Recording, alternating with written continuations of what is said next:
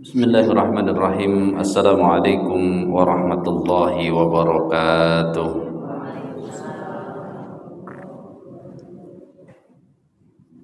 Alhamdulillah. Alhamdulillahilladzi khalaqana wa ja'alana minal muslimin. Walladzi an'amana bi kulli ni'am wa an'amana bi ni'matil imani wal islami wa huwa haqqun na'im. Asyhadu an la ilaha illallah wahdahu la syarika lah al-azizul hakim wa asyhadu anna muhammadan abduhu wa rasuluhu shadiqul wa'dil amin. Allahumma fassalli wa sallim ala muhammadin wa ala alihi wa sahbihi ajma'in, amma ba'du. Qala ta'ala ya ayyuhalladzina amanu taqullaha haqqa tuqatih wa la tamutunna illa wa antum muslimun. Jamaah rahimakumullah, tentu tidak bosan-bosannya kita harus selalu bersyukur atas nikmat yang Allah berikan kepada kita. Seluruh nikmat yang bisa kita rasakan di dunia ini, lebih khusus lagi sebenarnya adalah nikmat iman dan Islam kita, yang merupakan nikmat terbesar bagi seorang yang faham. Nikmat yang termahal itu adalah nikmat iman Islam. Apalagi iman Islam itu bisa kita pertahankan dan terus ditingkatkan hingga kita menghadap Allah Subhanahu wa taala. Mudah-mudahan kita termasuk orang-orang yang terus berjuang meningkatkan dan mempertahankan keimanan ketakwaan kita sampai akhir hayat kita. Amin ya rabbal alamin. Salawat dan salam mudah-mudahan tercurah pada Nabi kita, Nabi Muhammad sallallahu alaihi wasallam, yang tentu kita harus terus merenungkan, sebab jalan panjang menjadikan Rasulullah sallallahu alaihi wasallam sebagai teladan itu harus dijalani dengan kata berjuang. Artinya kita harus berjuang untuk menjadikan Rasulullah sallallahu alaihi wasallam sebagai teladan. Tidak bisa kita hanya menggunakan kata apa kita biasa pakai, ayo kita teladani, nggak bisa cuman ayo saja, nggak bisa hanya sekedar mari, berusaha, berjuang. Maka yang jarang difahami atau mungkin malah jarang diungkap kalimat laqad kana lakum fi Rasulillah uswatun hasanah liman kana yarjullaha wal yaumal akhir wa dzakarallaha katsiran. Ibnu Katsir menyatakannya, hadhil ayah al-karimah aslun kabirun fit ta'asi bir Rasulillahi sallallahu alaihi wasallam fi aqwalihi wa af'alihi wa ahwalihi. Di kalimat pertama itu disebutkan bahwa ayat ini menjadi pokok yang utama, bahwa Nabi itu layak dijadikan teladan, baik dalam perkataannya, perbuatannya, ataupun dalam keadaan apapun.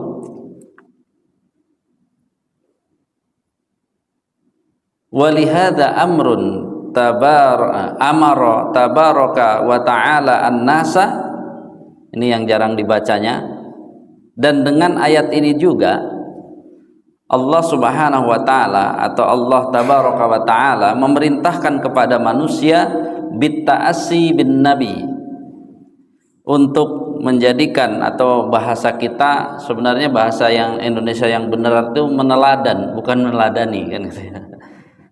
Karena makna meneladani nanti menjadi sebenarnya orang itu mengikuti, tapi kalau menjadikan orang teladan sebenarnya kata-katanya meneladan, cuman karena yang tersebar meladani, orang meladan nggak paham apa itu meladan. Tapi di sini Allah Subhanahu wa taala memerintahkan manusia untuk mencontoh Nabi Yaumal Ahzab, termasuk ketika Nabi berada di berkecamuknya perang Ahzab. Bayangkan, langsung suratnya disodok ya, karena memang kan surat ini ayat 21 surat Al-Ahzab. Al-Ahzab itu artinya perang Ahzab, atau disebut juga perang Khandaq, di mana kaum muslimin dikepung ya, tidak bisa keluar. Makanya di sini dikatakan fi sabrihi wa musabiratihi wa murabitatihi wa mujahadatihi wa intidarihi ya, wa intidarihil farji min rabbih azza wa jalla. Jadi bagaimana Nabi berproses sabar, tambah sabar lagi, kemudian tambah menguatkan hubungan dengan Allah, tambah lagi ya bersungguh-sungguh untuk menunggu ya, jalan keluar dari kesusahan yang Allah berikan kepada beliau. Jadi tidak gegabah. Artinya apa? Kaum muslimin tidak sadar bahwa ayat yang dibaca di bulan Maulid itu ayat yang hubungannya dengan perang. Makanya kalau dilanjutkan ayat ini di ayat 22-nya itu akan kita dapati walamma ra'al mu'minunal ahzaba, dan tatkala orang-orang yang beriman itu melihat ya, pasukan gabungan. Ahzab itu kan pasukan gabungan. Kalau di kita nggak tahu kenapa pasukan gabungan, mungkin karena kecil disebut sekutu ya gitu ya, pasukan sekutu. Sekutu kan kecil gitu ya. Selama ini kan kalau dulu kita baca sekutu kan karena nggak direnungkan, padahal kalau bilang sekutu kan berarti apa? Ya sebesar kutu kan. Ya, pasukan gabungan ya. Qalu, orang beriman akan berkata, hadza ma wa'adanallaha wa ma wa'adanallahu wa rasuluhu wa sadaqallahu wa rasuluhu. Jadi bukannya takut. Jadi kalau diumumkan nih di masjid itu di kanan, kiri, depan, belakang sudah ngepung mau ya membunuh semuanya, kira-kira takut atau malah inilah yang dijanjikan Allah dan Rasulnya akan saya songsong? Kira-kira kalau orang zaman sekarang apa? Makin takut. Kalau keimanannya yang benar dia tidak takut, bahkan dia mengatakan wa ma zadahum illa imanan wa taslima. Tidak ada yang bertambah pada diri mereka kecuali malah keimanannya bertambah, keislamannya bertambah. Maka jelas ya, kita gunakan kata yang cocok untuk meneladani Nabi atau menjadikan Nabi sebagai teladan itu adalah dengan kata berjuang. Ya, berjuang. Ditambah lagi keadaan kaum muslimin hari ini, kalau mau kita bagi kubu gitu ya, ada kubu yang mudah menuduh bid'ah, ada kubu yang mudah menyebut ya, kalau lawannya bid'ah nanti dia akan menyebut Wahabi. Ya, dua sisi ini kan. Dan ini kelemahannya di mana? Kelemahannya menuduh itu. Karena sesungguhnya mau mengatakan apapun sebagai seorang muslim tidak boleh menuduh. Karena Islam itu tidak boleh bicara main tuduh. Karena jelas ya dalam surat Al-Isra ayat 36 yang sering didengar juga ayatnya ini, wala taqfu ma laisa laka bihi ilmun. Jangan kamu melakukan suatu termasuk menuduh kecuali engkau menggunakan ilmunya. Ya, kenapa?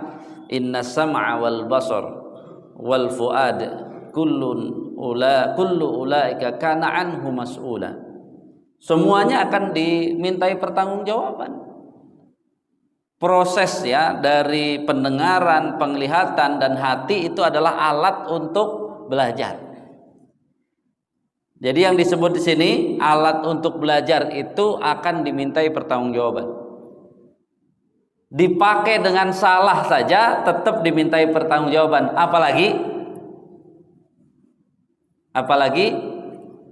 nggak pernah dipakai. Jadi kayak apa, humornya orang mau mau beli otak, katanya otak orang ya paling mahal karena apa? Nggak pernah dipakai gitu ya.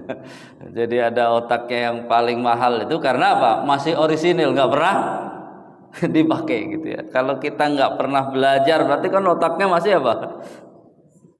Masih tadi ya, masih asli, belum diapa-apain kan itu. Itu kan nyinggung, dan lucunya orang Indonesia tapi sebenarnya di situ yang dijelekin orang Indonesia sendiri gitu ya. Jadi katanya otaknya yang paling mahal, katanya nulis humor itu otaknya orang Indonesia karena apa? Jarang dipakai. Jadi kayak kendaraan jarang dipakai gitu. Nah ini kenapa? Karena di kita ini kadang-kadang gampang banget bahasa umumnya diprovokasi. Diprovokasi itu kan diajak tanpa apa? Tanpa mikir. Diajak itu pokoknya tanpa mikir ikut.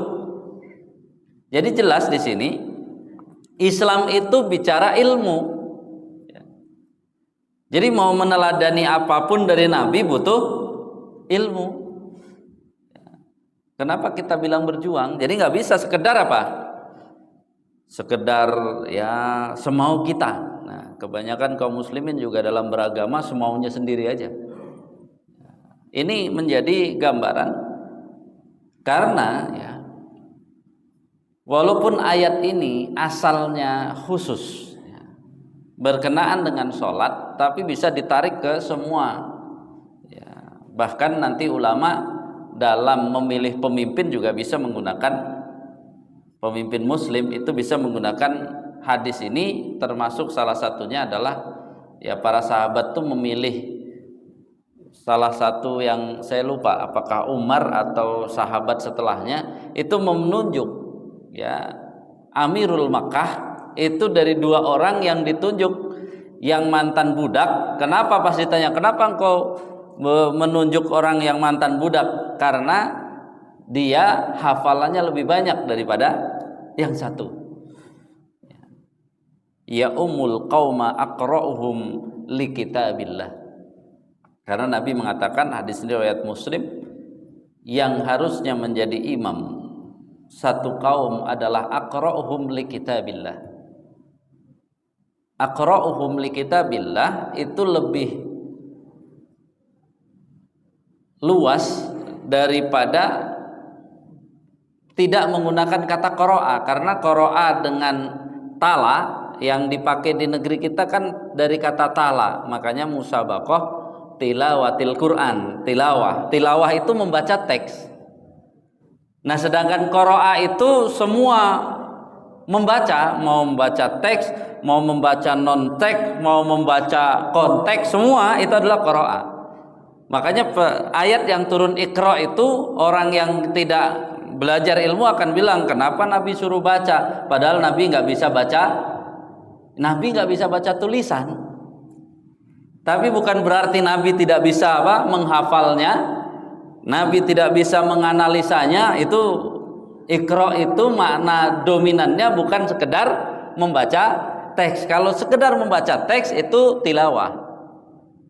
Jadi kalau perintahnya Iqra atau tilawah di ayat pertama turun berkenaan dengan Islam itu disuruh Iqra. Di dalam Iqra nanti ada memang ibadah tilawatil Quran, ada utlu ma uhiya ilaika minal kitab, baca ya. Itu membaca berarti apa? Membaca teks, bacaan ya, kayak tadi tuh yang disetel sebelum ya dimulainya kajian, itu adalah tilawah karena itu baca teks ya. Tapi ayat pertama turun teks saja itu tidak akan banyak berfungsi kalau Iqra bismi rabbikal ladzi khalaq tidak dilaksanakan. Jadi kata Iqra itu mewakili belajar. Namanya juga Iqra, itu membacanya bukan sekedar teksnya saja, tapi seluruh komponen yang mendukung dari apa yang harus dijadikan tadi tambahan pemahaman, itu namanya iqra.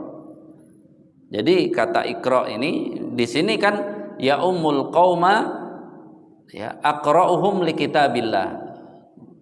Siapa yang paling bagus ya melakukan iqra terhadap Al-Qur'an, itulah yang menjadi imam. Maka diawali dari apa? Tentu tilawahnya dulu. Nah, kalau tilawah berarti kan tadi siapa yang paling fasih. Nah, kemudian fa in kanu fil qiraati sawaun fa'adhamuhum bisun fa'alamuhum bisunnah. Sedangkan setelah dia mengetahui ternyata bacaannya sama, harus dipilih siapa yang lebih mengerti as-sunnah. As-sunnah makna dasarnya adalah jalan. Artinya lebih mengerti jalan Islam yang sesungguhnya. Bukan hanya bicara sunnah, itu bukan bicara Nabi, tapi bicara apa yang dilakukan Nabi dan seluruh pelajarannya. Ya. Jadi bukan kita disuruh ya meniru apa yang dilakukan Nabi dalam tanda kutip. Kalau cuma yang bisa meniru Nabi secara berpakaian, secara langsung, itu namanya Abdullah ibnu Umar, ya, sahabat Nabi yang kalau kemana saja pengennya niru yang dilakukan Nabi, itu adalah Abdullah ibnu Umar. Jadi sang peniru Nabi sejati, gitu ya. Jadi pergi kemana Nabi di situ berhenti sejenak, dia akan berhenti sejenak. Itu kemana itu? Sampai ya karena dia sangat paham. Ya. Jadi Nabi pergi kemana, apa yang dilakukan Nabi dilakukan oleh Abdullah ibnu Umar. Ketika ditanya, ya karena saking ingatnya Nabi, saking cintanya kepada Nabi. Tapi itu tidak jadi hukum. Abdullah ibnu Umar tidak mengatakan semua orang yang pergi di sini nggak niru Nabi yang itu masalah, enggak, hanya dia aja, dan dia tidak pernah mengajak, ya beliau tidak pernah mengajak yang lain untuk hal-hal yang sifatnya pribadi tadi ditiru apa. Ya, bahkan ibaratnya pernah lewat di satu jalan yang Nabi dulunya di situ, mohon maaf, buang hajat, ya, dia berhenti dulu, pura-pura jongkok dulu, balik lagi sampai ya budaknya pembantu nanya Maula, itu kan pembantunya bilang, kenapa, apa yang Anda lakukan? Ya pokoknya Nabi dulu pas di sini beliau berhenti kemudian menghajat, ya lakukan, sampai seperti itu. Itulah Abdullah ibnu Umar. Ya. Artinya apa? As-sunnah artinya yang lebih luas. Ya. Fa in kanu fis sunnati sawaun fa aqdamuhum hijratan. Ternyata pemahamannya sama, maka siapa yang lebih dulu hijrah? Dulu hijrah itu ukurannya hijrah dari Mekah ke Madinah. Kalau sekarang boleh saja, kalau masalah siapa lebih dulu ya sadar gitu tobatnya, itu ada manfaatnya ternyata tobat duluan itu. Karena kalau pas pemilihan jadi imam sama nilainya, ternyata apa? Tapi duluan dia hijrahnya, ya udah dia lebih dulu. Fa in kanu fil hijrati sawaun, ya fa aqdamuhum silman. Kalau ternyata sama juga hijrahnya juga bareng gitu ya, maka siapa yang lebih dulu masuk Islam? Kalau di zaman kita pakai riwayat yang lain, wa fi riwayatin sinnan. Siapa yang umurnya lebih tua, ya. Kan berarti kalau sama-sama Islam dari lahir, yang lebih tua berarti kan Islam duluan, kan sama aja itu ya, maknanya sepadan ya. Kemudian wala yu'amman rajulu ar-rajula fi sultatihi wa fi riwayatin fi baitihi. Ya, seseorang jangan mudah-mudah untuk menjadi imam di tempat ya kebesaran tokoh itu. Jadi kalau ada tokoh yang sangat besar di satu tempat, kita walaupun apa disuruh jadi imam, kan adabnya kita menolak. Karena apa? Ya biarkan dia, kan dia penguasa di situ. Ini sama dengan wala yaqud ala ya takrimatihi illa biidni. Ya. Jadi jangan juga duduk di tempat yang dimuliakan illa biidni, kecuali dengan izin dia. Sama menjadi imam juga, memang dia yang nyuruh, itu baru kita mau. Dipaksa ya sudah, daripada nggak mulai sholatnya ya dipaksa maju gitu ya. Karena kan nggak jadi terus saja, kalau setengah jam bubar jamaah gitu ya. Ya itu contoh bahwa dari urusan imam sholat saja itu ya, dari urusan imam sholat itu sudah harus dengan ilmu yang sudah sedemikian panjang gitu. Tidak sekedar ya asal-asalan, tidak. Jadi yang di kita kan kadang-kadang jurusnya cuma yang paling tua nomor 1, padahal paling tua itu tadi paling nomor 1 atau paling belakang, syarat paling akhir paling tua itu. Jadi yang pertama yang dikoreksi adalah dari bacaan sampai pemahaman Al-Quran. Kalau sunnah itu mau jadi pemahaman secara menurut, pemahaman hadis-hadis itu didahulukan. Cuman apakah hal ini saja sudah berjalan di tengah masyarakat kita? Enggak. Kadang-kadang hanya sekedar apa? Yang paling berhak jadi imam malah yang belakang duluan, yang depan tar dulu gitu. Padahal kalau dari urutan kan yang paling depan yang paling bagus bacaannya, setelah itu paling bagus pemahamannya, paling bagus tadi ya mengerti Islam secara menyeluruh, terus saja. Baru kemudian siapa yang hijrah duluan, siapa yang Islam duluan, kemudian tadi ya umurnya itu belakangan gitu. Makanya ya ini perlu dipahami bahwa kenapa urusan nih, jangan urusan yang lain dulu, urusan dalam sholat belum bisa mengikuti sunnah Nabi karena tidak menggunakan ilmunya. Coba kalau pakai ilmunya bisa kan gitu ya. Jadi ini, nah jamaah sekalian rahimakumullah, pada akhirnya setelah kita memahami ilmunya, maka apakah hasilnya akan sama? Belum tentu. Makanya ketika sudah menggunakan ilmu tapi kenyataannya hasilnya berbeda, ya nggak ada masalah. Yang penting menggunakan ilmu tadi. Yang lucu itu kan kita tidak pakai ilmu, kemudian berbeda, akhirnya apa? Udah nggak pakai ilmu, berbeda, akhirnya ribut. Jadi apapun nanti di sini ya, ini coba kalau ada nanti di perbedaan pendapat di kalangan ya bersama ini, baik di RSI atau di masjid ini, kalau ternyata dengan beda pendapat itu akhirnya jadi ribut, itu apa jawabannya?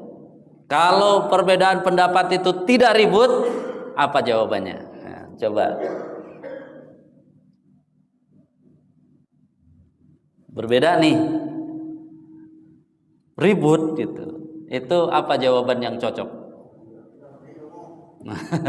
Jawaban yang paling cocok bagi kita, Prof, kita gunakan peribahasa yang sangat terkenal. Kalau bunyinya kenceng, ributnya kenceng, itu tongnya kosong atau isi? Tong kosong, makanya nyaring apa? Bunyinya. Jadi kalau ributnya nyaring itu jangan malah bangga, itu tandanya apa? Tong kosong semua nih, karena bunyinya nyaring. Kalau tongnya tidak kosong, tadi bunyinya tidak nyaring, karena perbedaannya orang berbedanya dalam secara ilmunya dia sudah paham, nggak ada masalah. Jadi semua orang hari ini jangan bangga kalau masalah itu ribut keluar, itu malah harusnya malu. Karena apa? Berarti semuanya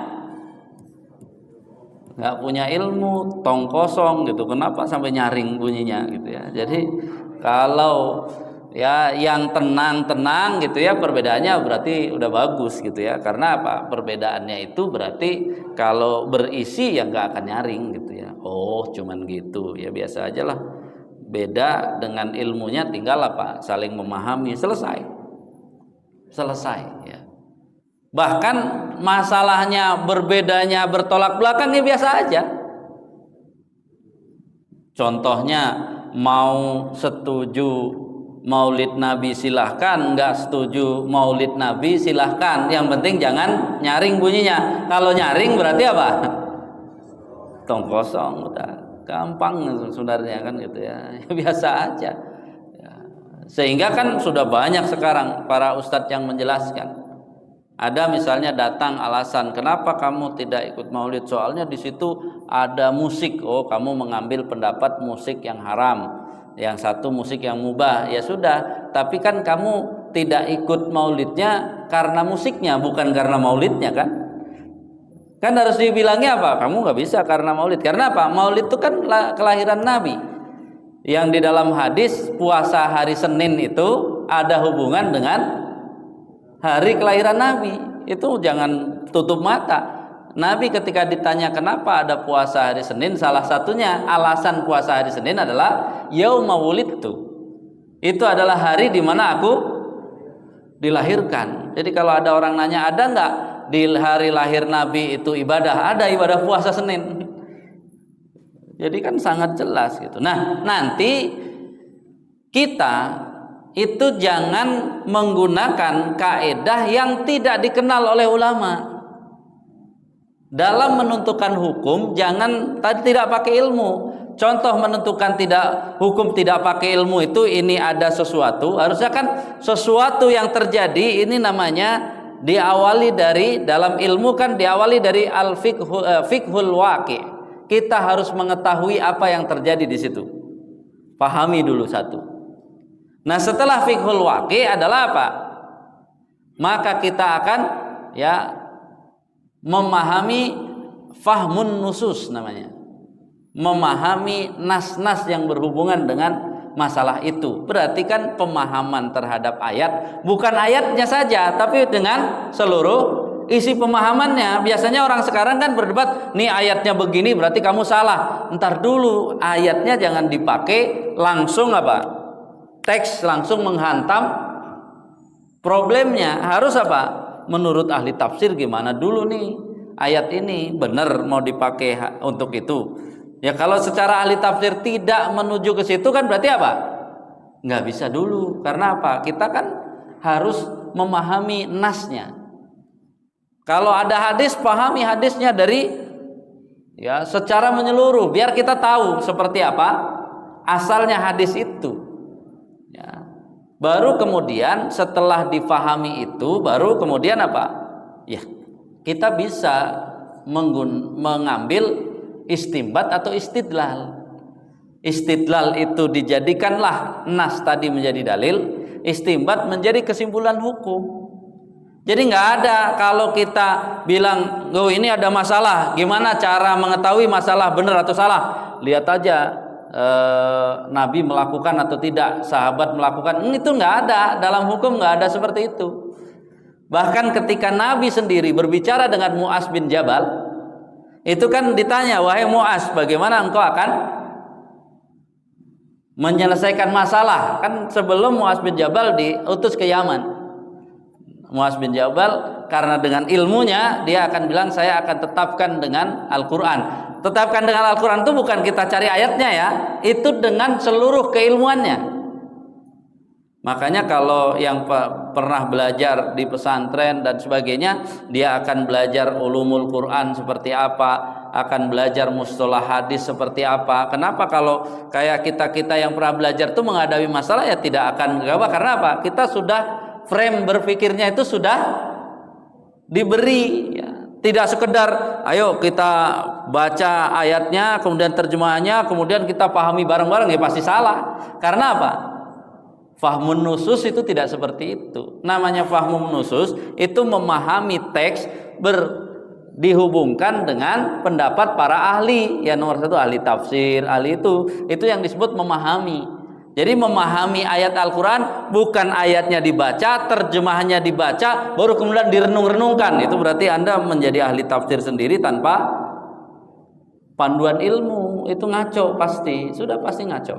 Bahkan ulama ada yang bilang, kalau kamu mikir-mikir sesuatu tanpa panduan ilmu, walaupun benar tetap berdosa. Bayangin coba.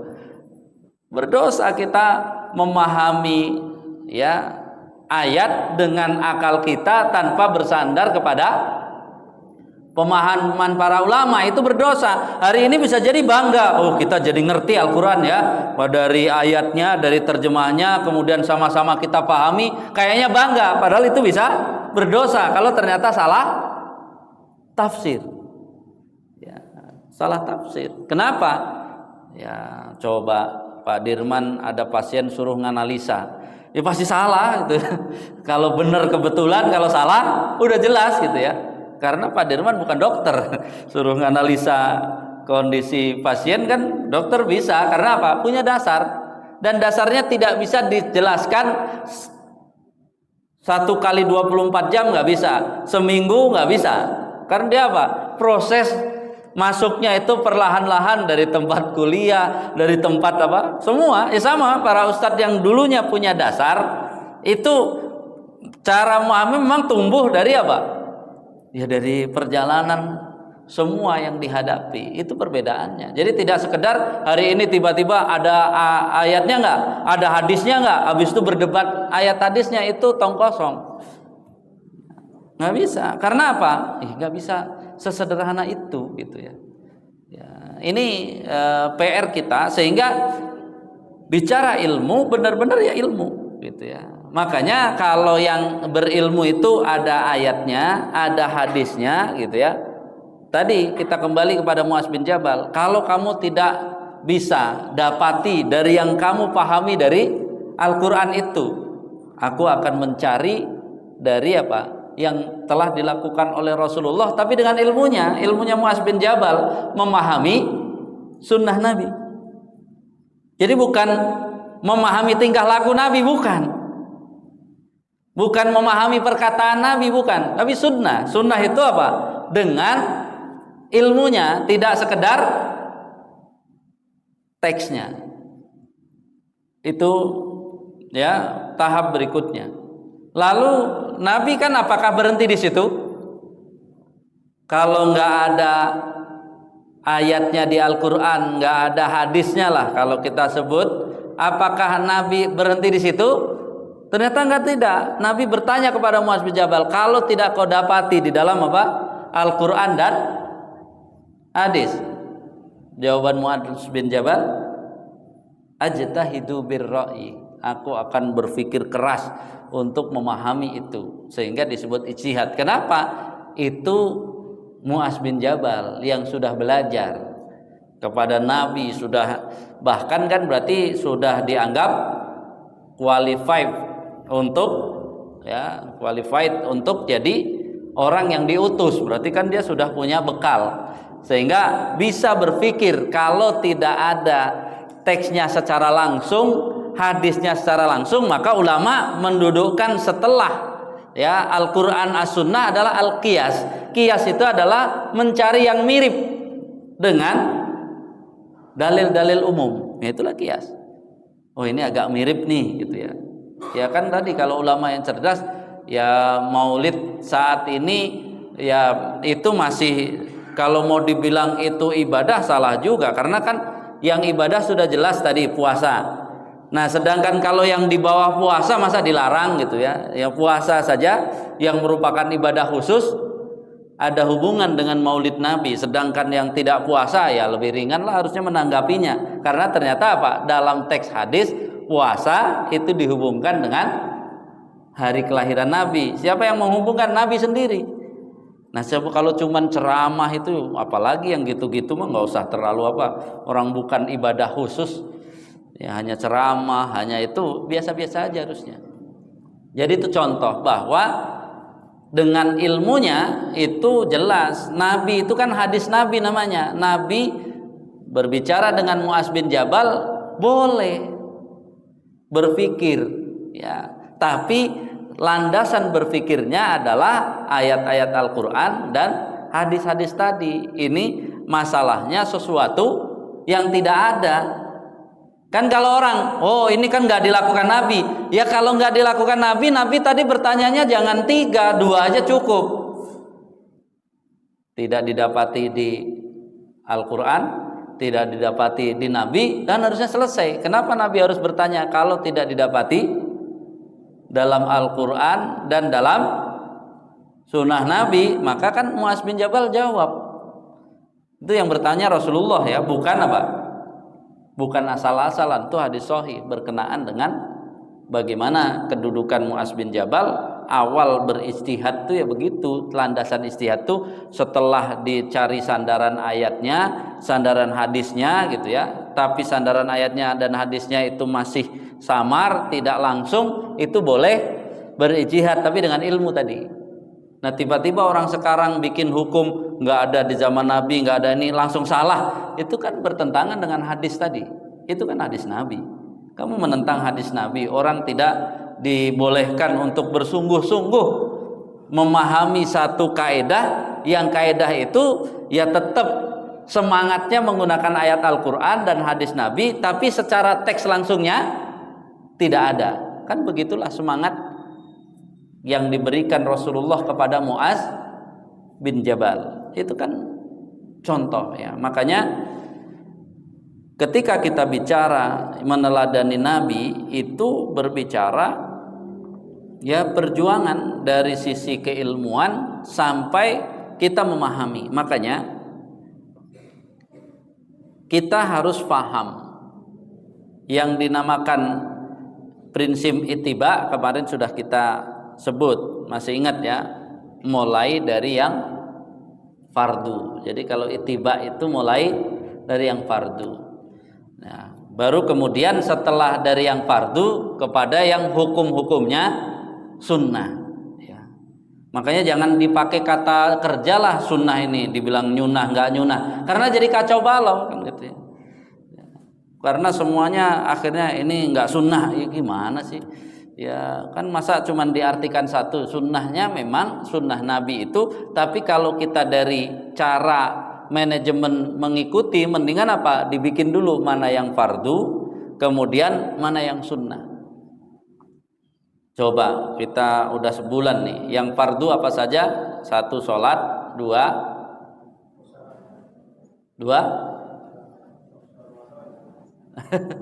yang fardu harian, jangan yang kalau itu mah gampang puasa Ramadan.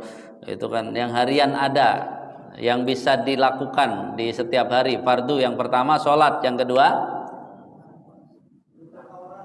menutup aurat, masih ingat berarti Pak. Yang ketiga menuntut ilmu, kan benar 3 itu. Jadi kalau mau nanya Pak Ustadz, saya boleh nggak malam-malam mau baca sholawat 1000 kali gitu kan? Saya cuma nanya dulu, kan ini membaca sholawat 1000 kali, apakah masuk fardu? Enggak. Apakah masuk sunnah? Enggak, kan enggak ada perintahnya suruh sholawat setiap hari 1000 kali kan? Nah, berarti kan masuk yang ketiga, tambahan ya gitu ya, mubah tambahan, itu yang ketiga. Maka yang harus dicek adalah apa? Kamu gimana sholatnya ya, sudah bagus sholatnya, sering telat ya, ngapain tak mau nambah 1000? Kan nomor 1 harusnya yang diperbaiki apa? Yang fardu dulu kan gitu ya. Kamu pas jalan-jalan, olahraga itu lututnya ditutup enggak? Enggak, kan itu juga fardu. Kalau fardu itu dilaksanakan, pahalanya besar atau kecil? Pahalanya besar atau kecil? Besar. Dosanya besar atau kecil? Besar juga. Makanya saya kadang-kadang ada beberapa, dia pas ketemu ternyata pengurus DKM, pas ketemu di jalan ternyata apa? Lagi jalan pagi, lututnya kelihatan. Kan masa pengurus masjid nggak tahu fardu ain kan? Itu kan fardu ain menutup aurat. Jadi malu, laki-laki itu auratnya cuma dari pusar sampai ke lutut. Jadi kalau besok nih Jumat, ada karyawan mau nyoba sholat Jumat pakai sarung doang, atasnya buka baju gitu ya, bawahnya nggak pakai apa-apa, sah nggak sholat Jumatnya? Ya paling cuma dibilang gitu doang, tapi sah gitu ya. Tapi pakai peci, pakai koko, pakai celana pendek, lututnya kelihatan, sah nggak sholat Jumatnya? Enggak. Masa jalan pagi pakai yang mana jalan paginya? Daripada lututnya nggak ditutup, mendingan harusnya apa? Dadanya nggak ditutup, masih mending. Karena apa? Itu tetap nutup aurat. Jadi kan biasanya laki-laki suka meremehkan, ya lagi santai katanya. Itu bukan santai, kurang kan gitu ya. Ya, sama kan yang sering sekali misalnya aurat itu kan banyak kalau kasusnya amati aja, ibu-ibu ternyata menganggap tukang sayur itu mahram gitu kan, karena dia ke tukang sayur kadang-kadang nggak nutup aurat, berarti tukang sayur itu mahramnya kayaknya. Jadi ya kalau bukan mahram harusnya apa? Nutup aurat. Ya kalau nggak inget dosa minimal apa? Nutup aurat tuh pahalanya besar. Padahal dosanya juga ketika dia tidak nutup aurat itu dosanya besar. Jadi antara pahala dan dosa ini kan menunjukkan apa? Kita bicara dari yang fardu itu sudah repot, ngapain sekarang ribut sesuatu yang mubah tadi ya, jadi tanya dulu, mau nambah zikir la ilaha illallah 1000 kali, tanya dulu yang sunnah, kira-kira habis sholat subhanallah dikerjakan itu juga enggak, kan repot. Jadi jangan sampai yang sunnah tidak dikerjakan tapi malah apa? Yang mubah dibesar-besarkan. Kalau kita melihat ulama dahulu itu, kalaulah ulama dahulu melakukan zikir tambahan, itu tandanya yang fardunya sudah, yang sunnahnya sudah, baru kemudian tambahannya. Kalau kita kan apa? Yang fardunya telat terus, udah di situ dengar adzan juga diem aja gitu ya. Giliran ada sholat sunnah apa kata Pak Ustadz dikerjakan semangat. Ya kan lucu kita, ini yang fardu aja nggak semangat, kenapa? Pas dikorek-korek, kenapa kamu semangat? Kata Pak Ustadz kalau rajin ini rizkinya tambah banyak, berarti kamu pengen rizki bukan pengen ibadah. Walaupun ibadah itu membawa rizki, tapi kalau itu dia pengennya bukan ibadahnya, tapi apa? Kalau tanda dia tidak pengen sekedar rizkinya, fardunya diperbagus dulu pasti. Karena apa? Dia tahu urutannya. Oh ini kan amalan mubah, jadi ya saya kerjakan apa? Perbaiki yang fardu dulu, baru kemudian yang sunnah, baru nambah. Nah itu baru benar, gitu ya. Jadi jangan sampai kita semangat, padahal itu hukumnya mubah, ya ternyata tadi ada iming-imingnya. Di bawah bantalnya nanti ada gambar Soekarno Hatta, kata dia ya. Dikerjakan mati-matian, tapi udah 2:30 belum sholat asar, belum sholat duhur, tenang-tenang aja, itu kan kacau ya. Jadi amalan-amalan yang bukan sunnah itu dikejar karena apa? Berarti ada tujuan lain lebih dominan. Karena kalau tujuannya benar pasti akan diawali dari tadi yang fardu dulu, baru yang sunnah, kemudian yang lain. Nah, maka kita ya, jangankan tadi ya menjadi imam, mau menyampaikan sesuatu itu juga butuh ilmu. Sekarang saya tanya, Nabi itu keras atau tegas, lemah lembut gitu ya. Kemudian murah senyum, atau yang mana Nabi? Nabi kita yang mana tadi? Keras, tegas, lemah lembut, murah senyum, cemberut, yang mana? Semuanya, itu yang benar, semuanya ada. Jadi jangan jadi ustadz tuh kan semuanya keras-keras, enggak, salah. Sekarang pertanyaannya menjadi sederhana. Kenapa Nabi kadang keras dan kenapa Nabi kadang lemah lembut? Kita biar paham nih. Jadi urusannya bukan keras dan lemah lembut sebenarnya. Kalau menghadapi ya sahabat yang dikerasin baru baik, maka Nabi pasti apa? Keras. Kalau sahabat itu diomongin lembut cukup, dia biasanya Nabi apa? Ya lembut. Jadi makanya sama tuh. Kok saya digaplok, berarti kamu kalau nggak digaplok nggak jalan kan berarti kan. Jadi atasan itu ngelihat ada yang cukup dikasih tahu jalan, ada yang dibentak baru apa? Jalan, ada yang digetok baru jalan. Itu harus dipahami. Jadi jangan semuanya digetok, jangan semuanya dibentak, jangan semuanya tadi, karena nanti ya kalau kita salah ini digetok malah nggak jalan. Karena apa? Dia nggak bisa digetok kan gitu ya, orangnya terlalu, kalau digetok langsung kagetan itu, jadi nggak bisa. Makanya ini contoh Nabi itu jadi tidak kepada semuanya keras, tidak. Jadi perpaduan, tapi tujuan Nabi jelas, dia dengan sikap itu menjadi baik. Kenapa? Nabi pelajari dulu, si Fulan ini udah kalau ada masalah langsung getok aja, karena dia kalau nggak digetok nggak jalan gitu ya. Jadi begitu Prof. Jadi kalau ada ini orang ini kalau nggak diketok nggak jalan, ya getok. Jangan apa, orang diketok baru jalan diomongin pelan-pelan, kira-kira apa? Ya sakit hati yang ngomongin, diomelin nggak juga kan. Kayak anak-anak dia dijewer baru berhenti, nggak usah ngomel ya. Ibu-ibu kadang-kadang anaknya itu ya, karena nggak mau jewer jadi ngomel terus, padahal yang satu itu kalau nggak dijewer nggak berhenti, ngomel 2 hari 2 malam, berhenti nggak? Enggak, ya jewer kalau yang biasa dijewer mah. Ya, kita harus pelajari juga. Makanya ternyata bersikap itu juga harus dengan ilmu. Tapi yang kedua prinsipnya berukhuwah gitu. Berukhuwah itu apa? Tapi kita saudara ya. Jadi walaupun ya dalam satu sisi dia pernah dijewer, tapi kalau lagi nggak ada apa-apa jangan dijewer juga, orang nggak ada apa-apa dijewer. Jadi artinya kan apa di sini? Ya menunjukkan, oh saya pas dijewer itu karena apa? Nggak ngerti-ngerti, diomongin nggak bisa, di ini nggak bisa, langsung apa? Jewer aja dah. Ya efektif, efisien. Itulah sikap Nabi ya. Gitu. Makanya biar efektif, efisien, pelajari dulu. Kalau dikasih anak buah, pelajarin dulu ini cocoknya di apa nih? Gitu ya. Jadi seperti itu. Nah kemudian dalam mengambil tadi baik tindakan itu adalah kepentingan berjamaah ya, untuk kebersamaan ya. Beritahu ini kenapa harus ditindak, ini karena mengganggu tadi ya kejamaahan kita. Sehingga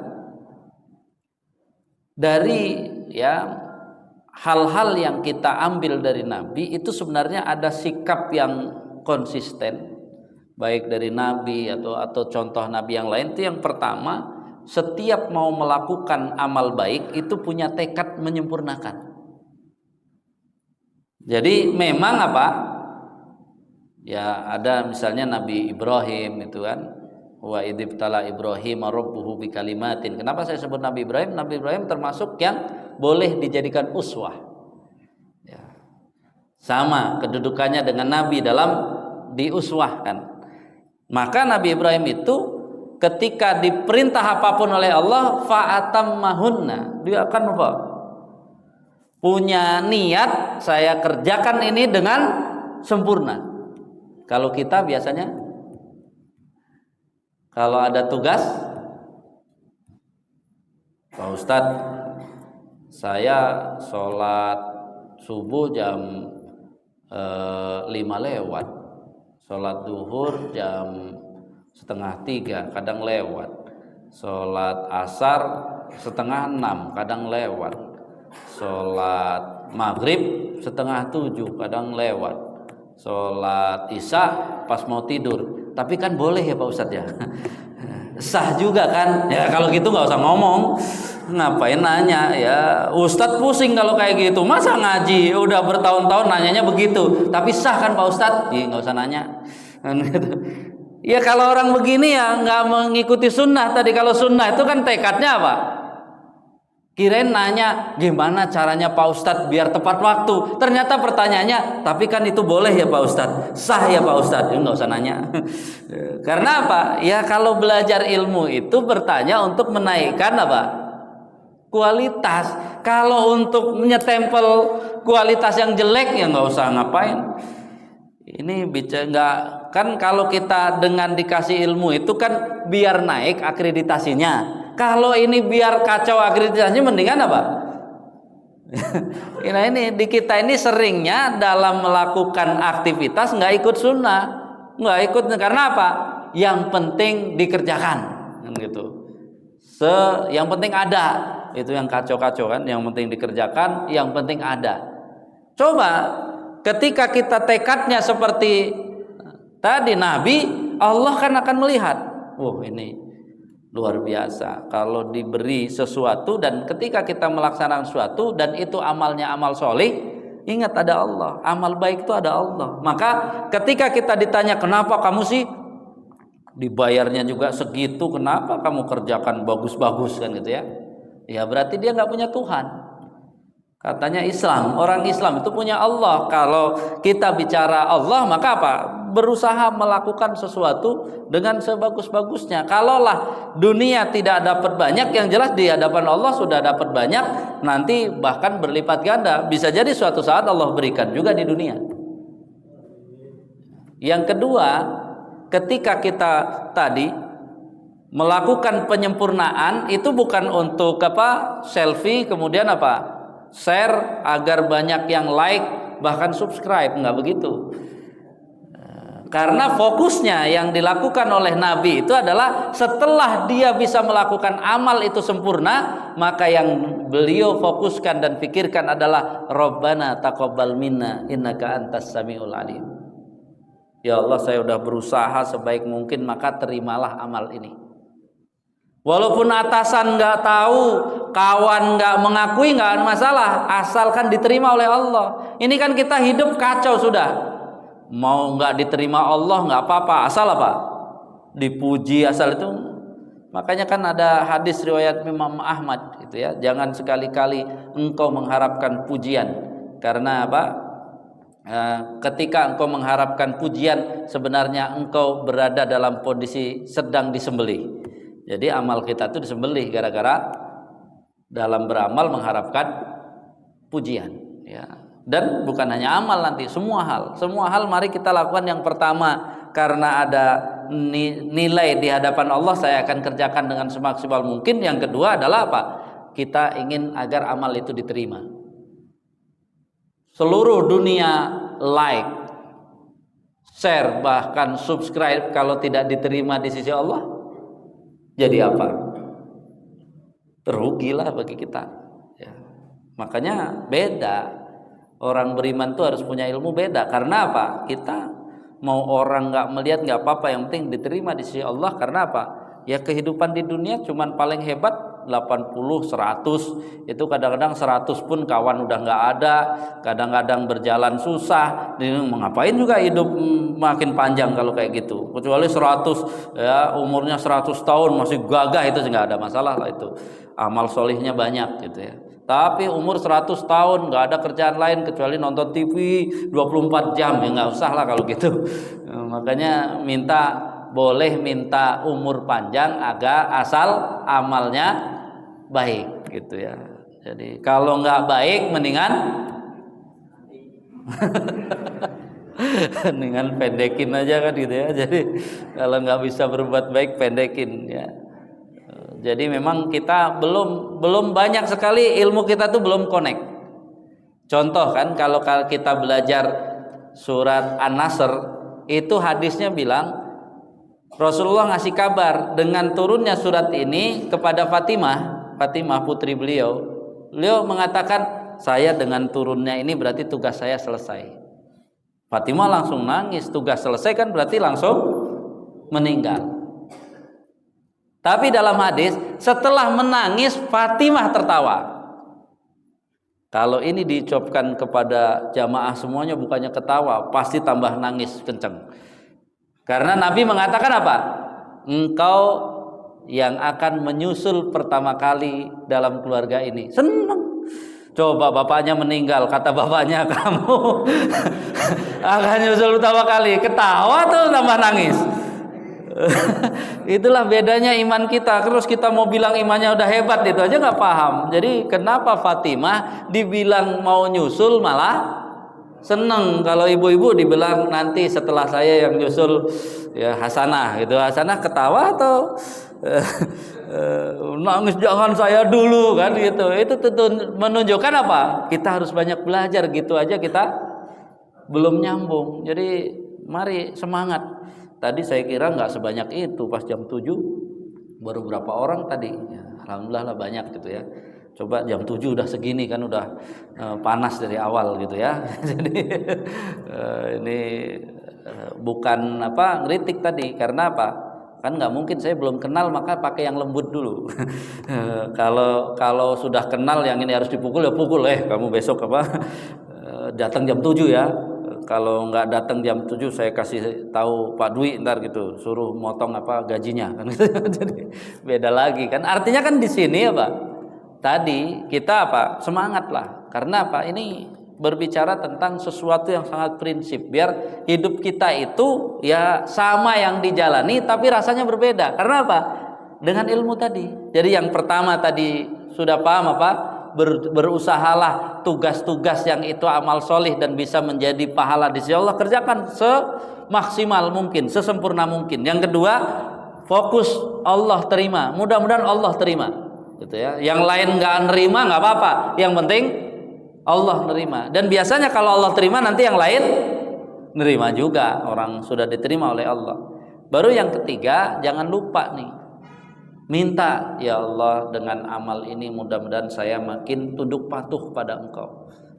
Jadi dari kerjaan berdoa agar ibadahnya makin bagus, bukan sekedar dari ibadah berdoa agar gajinya makin bagus. Ini kan kita nggak punya dua langkah. Padahal yang dilakukan oleh Nabi, walaupun pekerjaannya itu dunia, minta berdoa agar agamanya makin bagus. Pernah nggak pulang kerja, ya Allah terimalah kerjaan saya hari ini, capek banget dari ini, aduh saya cepat mau pulang mau tidur, boro-boro ingat minta diterima oleh Allah, begitu kan? Sampai rumah, saya tanya nih, sampai rumah jadi karyawan atau jadi ibu? Yang benar. Ma ini ada PR nih, ntar dulu mama lagi capek, ya berarti karyawan. Ya karyawan, capek itu kan di tempat kerja, begitu pulang ke rumah buka pintu jadi ibu. Harusnya jadi ibu, anaknya apa saja apa? Senyum dia, oh ibu saya sekarang udah ganti peran. Ini masih peran yang pertama. Ya, apalagi dia ternyata jabatannya di kantornya tinggi. Semua orang juga hormat sama bapak. Berarti dia di rumah jadi karyawan, bukan jadi bapak. Itu masalah. Ini kajiannya khusus tapi masuknya ke amal kita harus ada perubahan, bahwa apa? Dari berangkat tadi minta kepada Allah, ya Allah mudah-mudahan kerjaan saya hari ini jadi amal ibadah. Pulang minta, ya Allah kerjaan saya hari ini mudah-mudahan kau terima. Jadi nggak mungkin tuh dipanggil nggak datang di bel-bel nggak dijawab. Ternyata apa? Ya dia kan berangkatnya juga nggak niat. Aduh saya bisa nggak ya, agak telat nih, lagi capek lagi, dulu capeknya nggak tahu ngapain, ternyata nonton TV sampai apa, padahal udah tahu masuk pagi nonton TV sampai jam 1 misalnya kan, ya capek jadinya kan. Yang disalahin pekerjaan, aduh males banget sih, bukan males bekerja tuh, waktunya kacau kan gitu ya. Harusnya mau besok pagi masuk pagi tidurnya cepet gitu ya. Ini pengen nggak mau ketinggalan juga tontonan, tapi pengen ya akhirnya yang disalahin pekerjaan, kan aneh kita. Jadi ini contoh, karena apa? Punya niat, berangkat tuh niat ya. Ini Allah yang mengawasi. Kemudian apa? Di tempat kerja nggak mungkin berani macam-macam, karena nanti mau ditutup dengan ya Allah terimalah amal saya hari ini kan gitu ya. Karena kenapa ada watub alaina? Jangan-jangan kalau setiap hari dikoreksi, tadi saya pura-pura nggak dengar, tadi saya pura-pura tidur, tadi pura-pura sibuk, padahal apa? Lagi nggak mau, kan Allah tahu. Allah tahu juga. Jadi makanya di sini ya yang dilakukan oleh Nabi Ibrahim itu setelah melakukan pekerjaan malah apa? Dengan pekerjaan itu berdoa juga. Jadi setelah ya Allah terimalah pekerjaan saya, maka doa Nabi Ibrahim, Rabbana waja'alna muslimaini laka. Muslimaini laka itu karena dua orang. Jadi kalau kita sendiri, Rabbana waj'alni musliman, jadikan aku orang muslim laka kepadamu, itu maksudnya apa? Orang yang akan tunduk patuh melaksanakan perintah Allah. Bayangkan dari pekerjaan itu ternyata akan berdoa untuk semangat ibadahnya. Dari ibadah akan berdoa untuk kebaikan pekerjaan, kan dua sisi sebenarnya. Yang biasa dilakukan baru satu sisi. Pas ibadah aja, ya Allah mudah-mudahan rizkinya nambah. Pas cari rizki tidak minta agar apa? Makin tunduk patuh kepada Allah. Akhirnya apa? Kerjaan bagus, ibadahnya malas. Karena di situ kesempatan berdoanya. Bahkan doanya yang dicontohkan bukan hanya untuk dirinya, untuk keluarganya, bahkan untuk tetangganya. Karena ada Rabbana wab'as fihim. Makanya ya Allah jadikan hamba tunduk patuh kepada Engkau, keluarga hamba tunduk patuh kepada Engkau, keturunan hamba tunduk patuh kepada Engkau, tetangga-tetangga hamba tunduk patuh kepada Engkau, semuanya. Sehingga apa? Enak hidup kita, tetangga baik, keluarga baik, diri baik. Harusnya sudah kerja berapa lama di rumah sakit, Dok? 13. Belum pernah doa itu kan? Nah, coba kalau udah 13 tahun lalu doa, jangan-jangan apa? Oh, udah beres semua itu doa. Nah, makanya nih bagi kita mulai sekarang dari berangkat sudah minta, pulang mintanya boleh double tadi, diterima amalnya, menjadi kita orang muslim yang sesungguhnya, keluarga kita muslim sesungguhnya, tetangganya juga harus didoakan. Sehingga di sini akhirnya apa? Akhirnya jelas tadi ya, fungsi kita di tempat kerja berbeda dengan di rumah. Jadi kapan nih, saya kalau yang sini enggak dulu lah, yang laki-laki lah. Jadi tahu nggak bedanya laki-laki suami, bapak dan penunggu rumah? Bedanya tahu nggak? Jangan-jangan pas di rumah bukan jadi bapak, jadi suami, tapi jadi penunggu rumah. Mbah, amit mbah, itu kan kalau penunggu rumah kan. Ya, dulu kalau orang-orang dulu namanya penunggu rumah itu biasanya dikasih apa? Sajen. Sajennya apa? Kopi juga kan? Kopi, kue, sajen. Karena dia punya feeling kalau nggak dikasih sajen, katanya nanti penunggunya marah. Nah, berarti suami kalau di rumah cuma nunggu sajen, nggak dikasih sajen marah, berarti itu bukan suami, tapi apa? Penunggu rumah. Itu ngeri juga. Jadi itu penunggu rumah. Ya. Karena apa? Ya, dia kan kenapa harus kalau ngasih sajennya ini karena ya kan sajian kan sajen sebenarnya, kenapa cuman jadi sajian ya, padahal kan kata kerennya tetap sajen kan ya. Sajennya karena sayang kan beda dengan karena takut kan gitu ya. Jadi kalau tanya sama istri, kamu ngasih kopi sama kue saya karena sayang atau karena takut ya, kalau karena takut berarti kita dianggap mbah-mbah penunggu rumah. Kenapa takut? Ya karena cuman marah-marah, kalau nggak dikasih kopi marah, kalau nggak itu masalahnya. Harusnya pas sampai rumah jadilah bapak. Kalau jadi bapak berarti kan dia apa? Jadi suami, jadi bapak, dia jadi pemimpin paling tinggi. Cek dulu ini kerjaan nggak beres. Wah udah capek, udah saya beresin. Nah itu baru bapak suami. Jadi karena ikut bantu beresin, suaminya nggak enak, kasihlah kopi. Nah itu baru kopi bagi suami dan bapak. Tapi kalau tadi nggak beres, marah-marah kepada istrinya, akhirnya udah istri dimarahin, pagi-pagi kalau nggak ngasih kopi juga marah-marah. Oh berarti ini bener mbah penunggu rumah, bukan suami, bukan bapak kan gitu ya. Jadi itu contoh gitu ya, bahwa tadi ibu-ibu juga sama kan, pulang ke rumah jangan jadi karyawati, tapi harus jadi ibu, jadi anak. Jadi pulang ke rumah ya siap repot. Jadi ini pulang ke rumah mentang-mentang di sini, jadi ini pulang ke rumah tetap jadi karyawan. Bapak capek, udah sama ibu aja semuanya. Oh itu bukan laki-laki itu. Jadi laki-laki itu qawwam, itu tegak. Jadi apa saja yang nggak beres harus beresin. Makanya jadi laki-laki jangan ngeluh. Kalau ngeluh itu sebenarnya bukan laki-laki tapi perempuan. Nah ini enaknya ibu-ibu boleh ngeluh karena ibu-ibu perempuan. Tapi laki-laki nggak boleh ngeluh karena apa? Dia itu tempat sandaran, bukan cari sandaran. Dia adalah qawam itu tegak, tempat bersandar, bukan dia nyandar ke istrinya. Ngaco kalau gitu. Kalau gitu laki-laki melambai. Makanya tadi setiap laki-laki hubungan kepada Allah harus lebih hebat. Karena apa? Begitu agak goyah cepet apa? Ketemu Allahnya, bukan ketemu Allah mati apa? Ya paling sholat itu. Jadi biasakan itu. Jadi ya di sini ya, makanya berjuang untuk menjadikan Rasulullah ya sebagai teladan. Ya benar kalimatnya berjuang, karena setelah kita tahu ilmunya, belum bicara yang besar, ternyata dari amalan kita tiap hari, mari kita teladani Nabi itu. Dari apa? Nggak usah ribut maulid lah, ngapain ribut maulid, ribut apa, ini sunnah Nabi. Tadi dari berangkat kerja berdoa, terus itu tadi pulang kerja berdoa, insya Allah nanti ngaji semuanya semangat. Karena apa? Dia hasil dari doa saat kerja. Ya Allah, jadikan aku manusia yang tunduk patuh kepada Engkau. Jadi denger ngaji itu seneng. Bahkan dia nunggu-nunggu kapan ngaji nih ya, kan gitu ya. Jangan ya ngaji lagi, aduh.